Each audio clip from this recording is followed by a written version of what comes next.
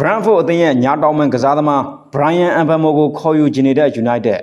ပရိသတ်များအားလုံးပဲမင်္ဂလာပါခင်ဗျာ Entertainment Mind Sport Channel ကနေပြန်လည်ကြိုဆိုလိုက်ပါတယ်အကြောင်းအရာတွေမစတင်ခင်မှာကြော်ညာလေးတစ်ခုဝင်ပြရစီခင်ဗျာမိတ်ဆွေတို့အနေနဲ့ဘောလုံးလောင်းကျင်လို့ဖြစ်ဖြစ်စလော့ဂိမ်းဆော့ကျင်လို့ဖြစ်ဖြစ်ကျွန်တော်မိတ်ဆွေတယောက်စီမှာငွေကြေးပိုင်းယုံယုံကြည်ကြည်နဲ့ဆော့ကစားလို့ရပါတယ်ဆက်သွယ်ရမယ့်ဖုန်းနံပါတ်ကတော့ Viber နံပါတ်908195666တို့ကိုဆက်သွယ်လိုက်ပါခင်ဗျာ iPad 989 ဖိုက်သုံးလုံးမြင့်ဖက်မန်းနဲ့ Sport 8 zone တို့ကိုတနေရာထဲမှာကစားလို့ရပါတယ်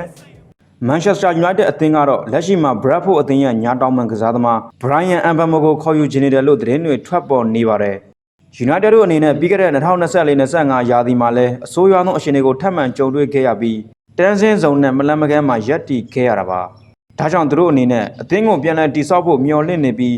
ယခုလဲနီးပြအော်မော်ရင်ရဲ့3-4-2ကစားဟန်နဲ့အံဝင်မဲ့ကစားသမားတွေကိုခေါ်ယူခြင်းနေခဲ့တာပါ။ United အသင်းဟာဝူဘာနန်အသင်းရဲ့ကစားသမားမတ်တီယက်ကွန်ညာနဲ့ဒီနှစ်နွေရာသီအစောပိုင်းကတည်းကသဘောတူထားပြီးဖြစ်တယ်လို့လက်ရှိမှာလည်း Mbeumo ကိုခေါ်ယူချင်နေတာပါ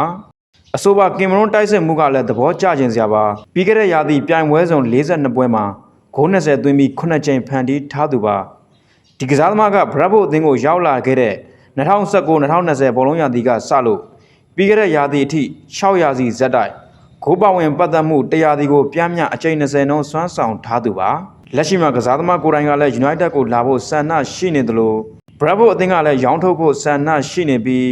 ပြောင်းရွှေ့ခြေပေါင်း45သန်းနဲ့အတူ additional ပေါင်း10သန်းကိုပါသတ်မှတ်ထားတယ်လို့ဆိုပါတယ်ဒီကစားသမားတို့နှစ်သင်းကြားမှာပြောဆိုမှုတွေလှုပ်ဆောင်နေပြီးတခြားသော report တွေမှာတော့ဒီကစားသမားကို Tottenham Hotspur အသင်းကလည်းခေါ်ယူချင်တယ်လို့သိရပါတယ်